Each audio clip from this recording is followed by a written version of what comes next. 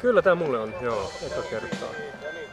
No mitähän mietin, menin sinne taidemuseon viereen aluksi ja siinä vähän hengailin ja kattelin ja sitten lähdettiin sille marssille. Pysyin siinä ihan mukana tähän Vartiovuorelle asti ja sitten pidin pienen tauon ja kiipesin tänne, mutta täällähän on nastaa, että täällä on musiikkia ja komediaa ja syötävää ja juotavaa. Tuo on tosi hyvä ja vaikea kysymys vastata, että joskus puolenkymmentä vuotta sitten mä olisin varmaan vastannut, että se olisi jo laillistettu tähän mennessä, 2018 mennessä, mutta ei tässä kauhean paljon kyllä tapahtunut. Että kansainvälisesti näitä muutoksia ja näitä siirtymiä on jo tapahtunut ja niitä on menossa, mutta ainoa asia, mikä Suomessa on nyt ehkä muuttunut, niin on tämä keskusteluilmapiiri, mitä tulee kannabikseen.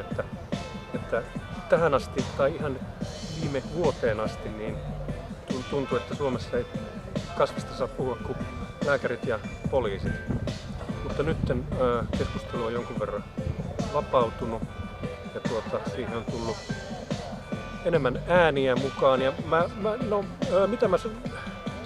mä toivon, että seuraava hallitus tekee huumepoliittisen selonteon tai jonkun uuden paperin tähän asiaan liittyen. Ja mä toivon, että ei pelkästään, tai jos käy niin, että pelkästään kannabis nyt laillistetaan täällä, niin sitten mä luulen, että nämä huumesodan resurssit jää aika lailla paikalleen ja sitten se siirtyy sitten muihin aineisiin tai muihin paheisiin tämä sama vaino.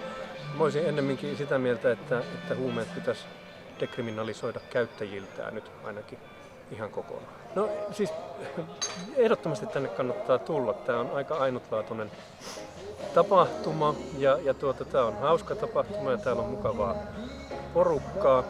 Ja sit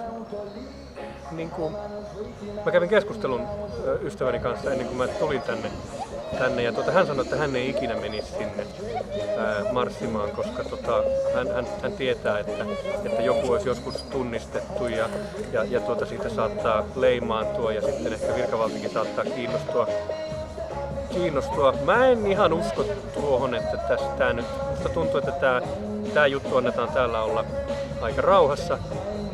Ja mä oon sitä mieltä, että tänne kannattaa tulla siksi, että jos oikeasti, jos ei kukaan tee koskaan mitään, niin silloin mitään ei koskaan tapahdu. Se vaatii, että jos me halutaan, että kannabis laillistetaan, niin se vaatii, että me vaaditaan sitä. Ja en mä nyt kirjoittelee nettiin, niin se on yksi tapa, mutta tämä on paljon konkreettisempi ja tämä on semmoinen, kun ihmiset liikkuu sen asian puolesta, niin silloin ne tosiaan haluaa tätä muutosta, näin mä ajattelen. No ei mulla oikeastaan sitä kummempaa tuu mieleen.